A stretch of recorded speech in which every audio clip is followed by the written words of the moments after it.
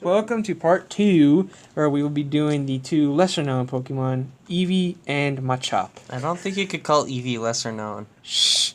No, compared to Zubat and Magikarp, I'm pretty sure they are lesser-known. I'm sorry. No, I think sir. Eevee's one of the most well-known When Pokemon. did you get your Eevee, sir?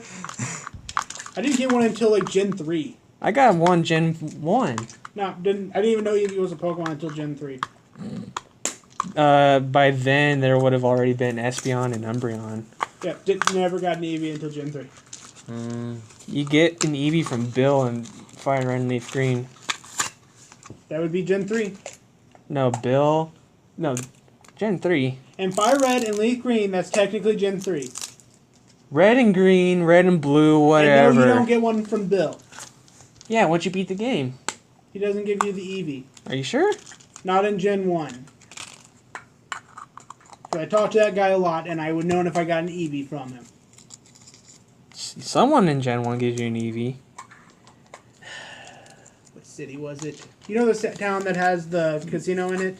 And top of the tower, that's where the Eevee's at. Oh yeah, and send in the Pokeball. Spoilers! Yeah. How long? How old? Spoilers for Gen 1 Pokemon game? For what? A Gen 1 Pokemon game. Yes. Just in case. Because, you know, people get that surprise. It's, oh, it's a Pokemon. It actually has a Pokemon in it! That's how I was when I finally got to play Gen 1 and Generation 3. You know, something always I started with Gen 1. always confused me in Generation 1. If Team Rocket was trying to get all the Pokemon, why were they giving away Pokemon at the casino? This dice is pretty. It has sparkles. Because it was a way to make money. Look, it's sparkly, people. Okay, let me focus. Yes, it has sparkles and it's blue. It's transparent. It's a pretty dice. Die. But, yeah. Singular is die. Now it's dice. Okay. So, Brendan, Now what's your it's favorite dice. starter Pokemon? Starter, personally, I go with, most of the time I've gone with Squirtle, because I just like him. He's a turtle. And I love War Turtle. He's one of my favorite Pokemon. My favorite starter is a tie between. I don't really care about stats. I've never...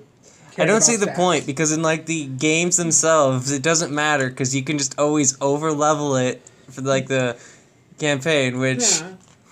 Well, usually your starters always over-leveled. They're powerful. They're usually, like, the most reliable Pokemon you have on your team. Yeah. My favorite starter is Froakie. I've never played past really Gen 1. Well, I was Never actually seen a talking reason about to. Gen 1 here, but... Oh, in Gen 1? Yeah, out of all the generation, it gets a lot harder. Because it goes between Froakie, Trico, and Charmander for me on that. Mm-hmm. You know, gotta make sure I get one of each of the starting... Types. Because I'm gonna tell you, if that was like in a Pokemon game, the starters I got, I would probably have to sit there for like forever to figure out which one I'm taking. Eevee head. That's rather disconcerting. Favorite starter in each generation.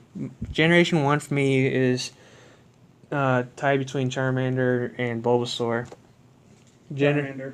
Generation 2 would have to be Typhlosion. So Cyndaquil. What was his name? I can't remember. Totodile. I actually have one of those. Totodile, but I'm not evolving it. Totodile's evolutions are stupid. It's the first one is the only one because he's got that like I will eat you up and then dance on your grave. I have all of them in Pokemon Go. Yeah. Of course you do. I've played a lot. Of course you do. I was incredibly hyping when I got my Typhlosion.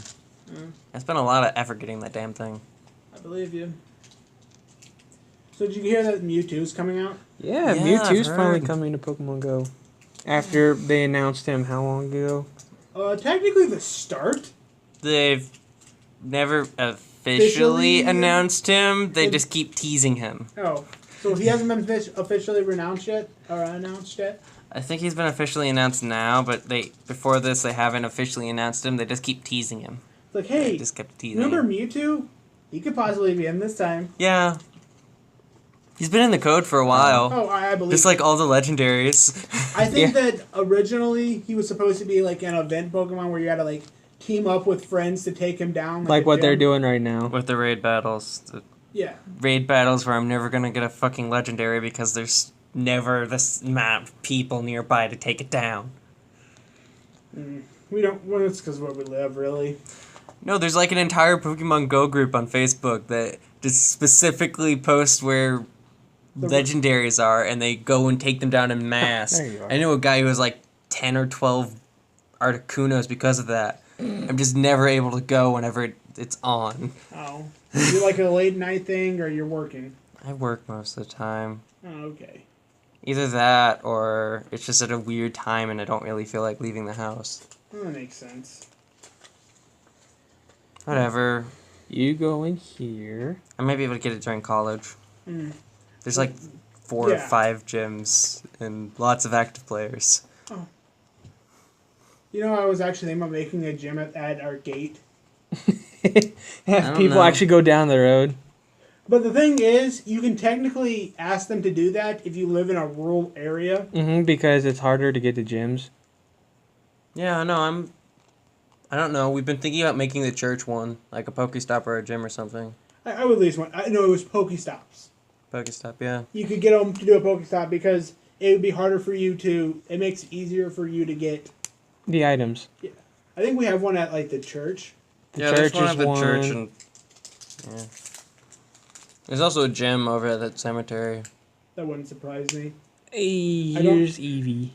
Does it have legs? He has little stumpy legs. Didn't come with a little like tool thing you needed to prop him up.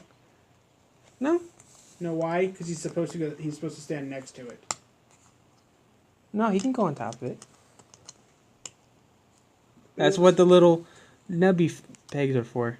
The nubby pegs. Nubby pegs. Eevee. One of the lesser known Pokemon. Now to go to the Pokemon that nobody knows about. Machop. Why would someone care about Machop? Because Machamp has 4 arms, thereby he has 4 times the strength. And he can take down. He can move a mountain. Yeah. I mean, I was incredibly Like, happy super when I got fast, too. my Machamp in like Pokemon Go, but that's only because it's like a stupid difficult Pokemon to get. Just like all Fighting other types never fucking spawn. The only reason I got one because it was in a raid battle. You got it in a raid battle. Yeah, so I was able to take down that raid battle by myself. I guess it wasn't for a legendary, so it'd probably be a little easier to do. One yeah, of and the I harder had ones type is advantage. one of the harder ones to Psychic would be for Yeah, I have a or ton flying. both. Oh, so you had like a Pidgey and a. I have just like a bunch of psychic types, and I also have a bunch of flying types. Imagine Yeah. if Pokemon Go did the thing where ghost types can be affected by fighting in normal. It doesn't. I don't know. They just get less damage. Boo. Not realistic. Boo, Not my Niantic. Pokemon type games. That's not my Pokemon. Hashtag no more Pokemon Go. Also, in raid battles, there aren't really many ghost types in raid battles. It's only for like gyms that you fight ghost types. Well, someone, Even then, most of the time, people don't put ghost types in the gyms because most of them aren't as good. well, I mean, they probably upped it a little bit, but I might be wrong. But how many ghost types were introduced in Gen 2? All there were Mischievous. Mischievous, which kind of sucks. Yeah. And then there's then there's the original trio of ghosts. You don't really have many ghost type, and Gengar was supposedly is supposed to be really good, but I don't know. It doesn't seem that good. Almost everyone has like good Gengar nowadays because the freaking Halloween event that they did double candy and boost the spawn types of all ghost types. Yeah. And all like spooky Pokemon. Which Spooky. means that there was like hundreds of freaking Ghastlies and they gave you double candy. Spoopy. I have a question and just curiosity here. Yeah. Did they have any Cubones? Yeah, there was Cubones too. Cubones and Marowaks. No, Cubones, Marowaks, there was Gen also ones that are spooky. Hypnos. Yeah. And I think those were all Hypnos and Drowsies and like the ghost types. First day the event happened, I found like a freaking Gengar within like an hour. Was it hard to catch? I mean, at that point I was like a level 20 something, so I had like Ultra Ball, so it wasn't that bad. Machop. Got the head. Head. I didn't. Yes. If that's correct, we have like 3 minutes to finish this. Time is not an essence. What is this time you speak of? We are all the timed in our own ways. Pokemon things. I'm really Pokemon. glad I've got like this module. It tells me everything I need to know, so I don't have to do anything off the top of my head. Really. Module? The thing that I'm running, the... Oh, okay. Yeah. No, it has like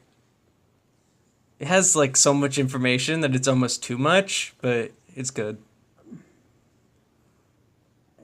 Finding out I was playing a DM for a little bit, or the one game campaign I tried to run, Yeah. there is no such thing as too much information. I know, especially if you like spellcasters, because they just ask questions about everything. Or you get like the most like random question you didn't even think of Yeah. because someone's trying something that just might work. Well, I mean, that's the thing. Like, I'm going to say for, like, any potential DMs out there, your players aren't going to do what you expect them to. Cut So- corners as much as you can. It's not even really cutting corners. It's just prepare for the unexpected. And by doing that, just basically be a lazy GM and just fly off the seat of your pants for most stuff. You can't do that for everything. But Well, I mean, have, like, a good baseline, but just be good at improvisation. Improv.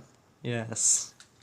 I know I had a person that was a rogue, and to make a point to me, they tried to steal anything that was not. Nailed to the ground. No, they tried to steal things that were nailed to the ground too, Jesse. I think the only thing they couldn't steal were where they were like magically forced there. I sort of had to make everything magically placed in a certain thing. Yeah, but even then, they could if they had a magic user, dispel magic, or multi-class to get dispel magic, but that's a lot of levels. Well, I played until I got them to like level 3. Oh, yeah. So far, I've liked the lower level campaigns more. Well, I they're kind of more like the power levels of the upper ones, but they're more epic and more. What's the word I'm looking for here? And I feel like it's more death-defying whenever you do stuff as a low level, because Yeah, at it's the more 20th levels, you just have, like, stupid abilities. And like I walk into the room and I kill everything. little hand. Well, I mean, I nearly killed you guys when you were level 20, but that's because I was actively... Even then, I was just kind of like... There's a bunch of stuff that I could have done, but didn't. I think also every time we were level 20 characters, the first one I played, I was like a bard, I think, and Yeah, you had 9th level spell casting, and you kept casting freaking Foresight. that was like that's a slightly annoying spell. For DM, yes, I have to keep rolling twice for everything against you. And then there Made was you that that one who attacked me, didn't it? Kind of, yeah, because I was tired of freaking rolling dice. Look at this. Sorry about that. Ran out of room on my tablet. But we are done. This is So basically, we got cut off mid-discussion yes. as we're talking D&D over him building this thing. I'm Eh. sorry, Pokemon just got boring after that. But told you. Pokemon boring? Sacrilege. Well, I mean, come on. You can only talk so much, and unless we start talking about stats and Like, I know every time I play competitive play. Pokemon, I basically get to the same pattern where, yeah, it does get boring because I grind. Like, a shit ton. But Because... look at this really posable Machop figure. that tail kind of throws me off. It's just a sharp spike. Poke. It's like I can just butt slam you, and then it's just gonna kill you. And then Use its tail to stand it up, Jesse. It'd be cooler that way. Like it's about to turn into the Hitmontop. wrong Pokemon. That's Tyro. Oh. You know, Tyro evolves into Hitmonchan, Hitmonlee, Hitmontop. I make mistakes. Fighting type. Cha! I just thought that would be funny. Look how posable this is. I don't really like fighting types. Nah, many people do. Too many weaknesses. What are you talking about? There's only 2 weaknesses. Flying And Psychic. and Psychic. You know That's how many Pokemon 2. battles I've watched that have a Psychic Pokemon at least in it? You know how, Psychic and Flying are like stupid easy types to get. yeah, but you know how many fighting types can learn dark and electric type moves? I actually don't know the answer to that, and I don't know how many fighting types there are. Exactly. You cannot argue me, Will. Are you having some I just know how difficulties there, No. Jesse? The joints are weird, and then it's Lego.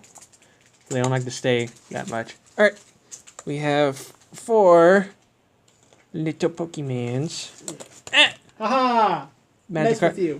in a fight, and apparently in a fight between Magikarp and Zubat, Magikarp would win, That tackle, though. or Flail. Yeah. Epic use of flail. And a battle between Magikarp and Metapod. Who would win? The Magikarp. No, in a fight between a freshly caught Magikarp and a freshly caught Metapod, who would win? Because if you catch a Metapod, all it knows is Harden, and if you catch a Magikarp, all it knows is Flail or Splash. Well, you didn't say what level of a Magikarp. Old Rod Magikarp. I don't actually know old rod level. It's like 5 to 15, I think. Someone Brent- actually worked this math out earlier. I found it online. You misspelled Magikarp. Depending on the You level- literally spelled Magic Carp. Depending on what level you have your Magikarp, it can change. It then just goes down to what. Yes. Someone People have did. discussed this. Someone has discussed a fight between Magikarp and Metapod. It kind of goes down to their. Oh! No, whoever runs out of PP has to start using Struggle. Which is going to start dealing damage. Yeah. And Magikarp would have less HP than a Metapod because Metapod is evolved. So it would technically have slightly more. Here's the large list of math. Oh. That is a lot of math. That doesn't seem too bad. Might start plugging in the equation and find out the answer. Starting on turn 31, Metapod will begin struggle. Yes. It would start first, and then Magikarp would have 2 more turns. And no. 10 more turns because Splash has, More PP. yep, more BP. Yo, BP. Like 5, I think. Under the sea. Under the sea. Okay, that's one where Magikarp wins. Yeah. The first 3 are like Metapod wins. How? What did they... How does Metapod win? Is it Oh, because it Struggle is also Struggle is a move that has recoil. Yeah, I know it. It's because it has Harden. It has less PP. Well, yeah, but also because Harden would raise its defense to max Yeah. before Before- the Harden would become used. Before It the would Harden. also use up its PP first. It has more HP, so it'd be able to deal consistently more damage. So and 9 when times Magikarp out. starts struggling, he takes less from the struggle than. Yeah. Okay, that makes sense. Though it takes like 30-something turns no matter what the situation. So in a fight between Magikarp and Metapod, 9 times out of 10 it would be Metapod on top. The more you know. If the comment section existed, it'd hate us. Oh, it's gonna exist. Cause guess what? What? This is going up right after we're done. Okay. Bye. Peace.